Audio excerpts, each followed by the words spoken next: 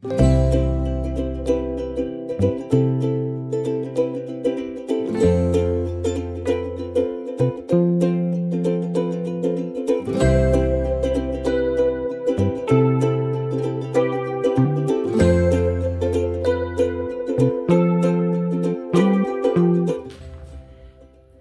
and welcome to my channel, Enjoy Watercolour Painting. I'm Diana, I'm a watercolourist. I paint and give watercolour classes here in the southwest of France in my gallery. And today the subject is going to be a little bit different because I'm dealing with the problem that we've all encountered: what to paint. Faced with a blank piece of watercolour paper can be a bit scary, a bit daunting, and we feel uninspired. So I've kind of refined 3 different hints or tips, points to cover to help you to find inspiration and give you that extra encouragement to enjoy your watercolour painting. The first point I want to cover is just play with colour. Play with watercolour. Second is choose a small object which has an emotional attachment for you.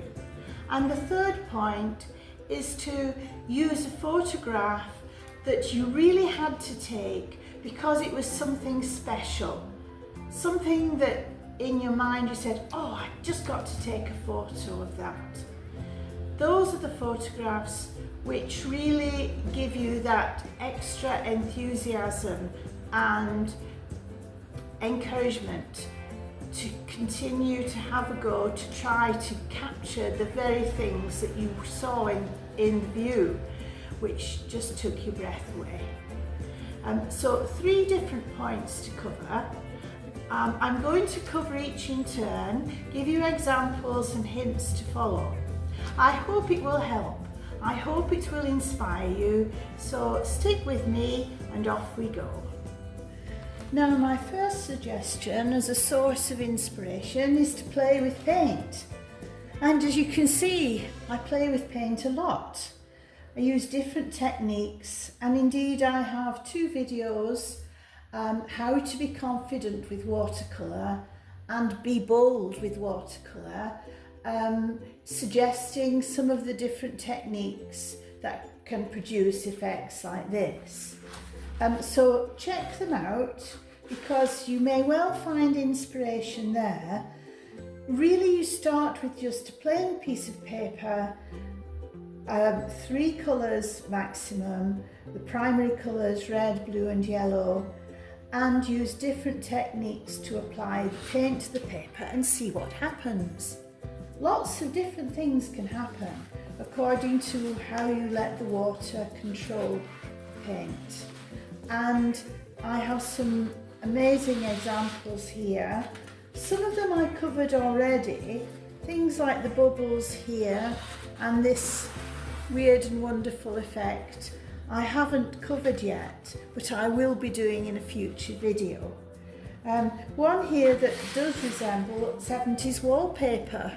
Didn't really plan it, just kind of happened. The Aurora Borealis and the sea.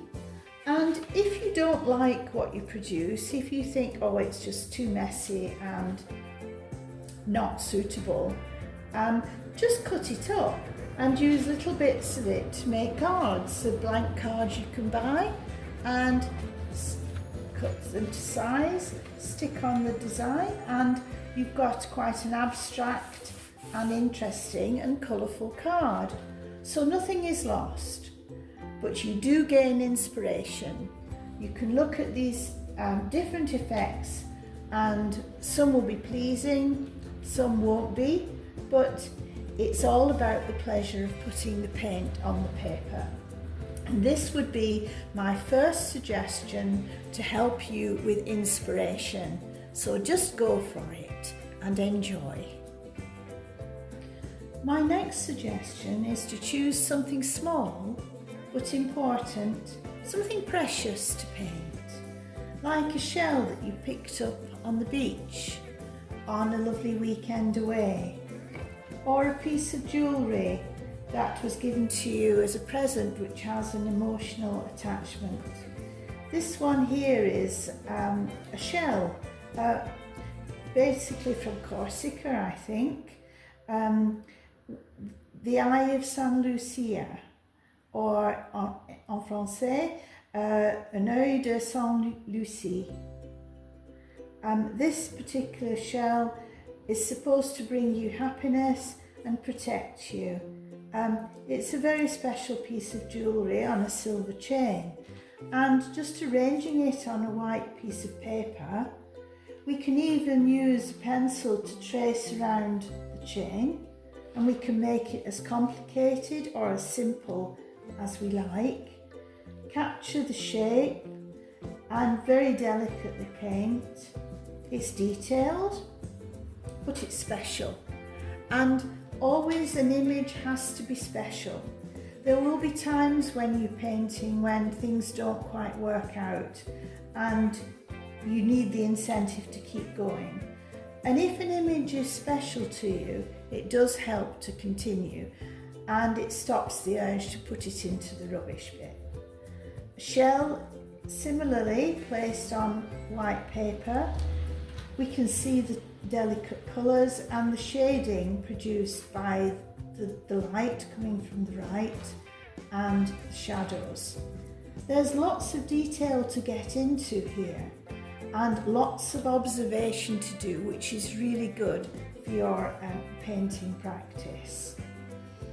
I think some of you will have seen this particular image, which is a necklace and a scarf.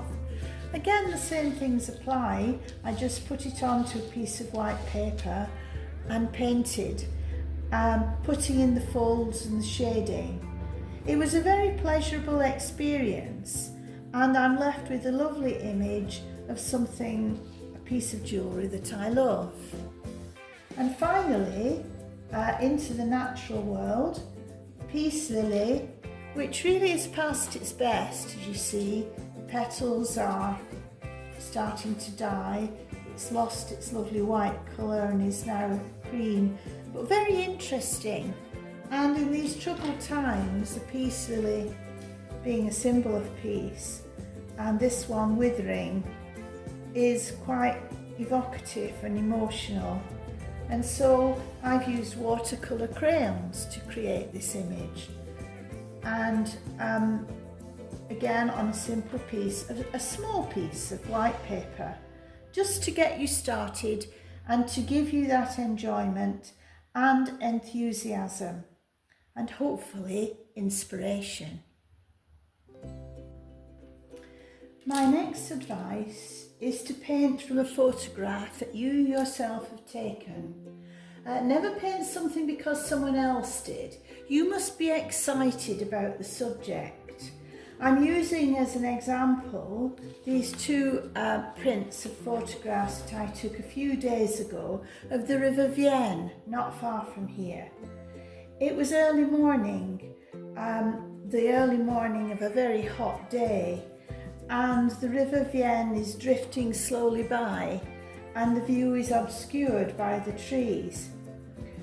Because the sun is low, it's just catching the trees. You can see the orangey glow of the sun, which I thought was really lovely. It's not a perfect picture, but certain things it does have which will help me to create and compose a watercolour that works. First of all, we have the river bank here, so we have a journey. The eye takes you along the river. Secondly, we have the lovely contrast of the sunlight on the trunks of the trees. We can't see much of the river because it's obscured by the leaves, and so in painting this picture I would need to not paint as many leaves and define the river more and the lazy nature of it flowing by. But this photograph excited me because of the light, and I always think it's the job of the artist to create an image which invites the viewer in, gives them a destination to follow, which we have here, and points out beautiful characteristics of the image, such as the low light on the tree trunks. So this would be one of my photographs that I would try to paint, and my advice to you is to take photographs of areas that you like, of views that you love, and just have a go. You don't have to paint everything. In fact, you want the watercolour to be better than the photograph that you've taken. You can use the colours that you see in the image as your starting point. I've printed both these images on ordinary paper, not photographic paper, but you do get a better image on photographic paper. It's just that the light here would catch it and we wouldn't see the image properly. The other photograph that I've chosen gives us more information about the river, and we can see the lazy nature of it flowing by and the weed which is sitting on top of the water, which I like. Again, there are too many leaves and I wouldn't be as generous with the leaves. And also there is a building in the distance which will help to draw the eye through, so will give us a destination, a focal point. So both these images are paintable and the composition is there already. And if you need inspiration, always start with a view that inspired you in the first place. You then will have your version of a view that inspired you, and that takes you back there every time you look at it. This watercolour here, some of you may recognise, because this is the view of the River Tardois that I painted. The image, the photographic image, was much more cluttered with leaves and trees. But I've just picked out the essentials, and we have the journey going along the river and round the bend in the river. So this is your starting point, this is your inspiration. Even if it doesn't work out, and sometimes more so when it doesn't work out, during that journey you will have enjoyed the process and you will have learned a lot. So just have a go. Take a photograph that you like and just try to interpret it in your own way. But more than anything else, enjoy it. Well, there you have it. 3 ideas to inspire you to pick up a paintbrush, prepare your watercolour paints and apply the paint to the paper. The important thing to hold on to is that it's for your enjoyment. The more you enjoy it, the better you will become and the more you will get out of it. Please let me know how you get on. Tell me which techniques suited you best and which techniques you would like to learn more about. That's what I enjoy. I enjoy your feedback. I want to know what you think about my channel and how or whether it's helping you in your watercolour journey.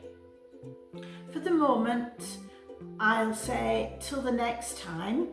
But before I do, please don't forget to like and subscribe and leave your comments. I think if you subscribe, you also need to ring the little bell for notifications so that you get to know and are informed by YouTube when I have a new video to view. So until the next time, I say happy painting. Bye.